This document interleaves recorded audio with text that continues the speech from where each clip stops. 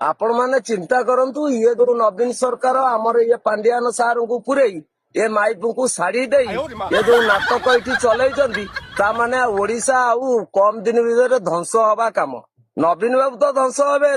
हबनी किंतु आम ओडिशा भी ध्वंस हो कारण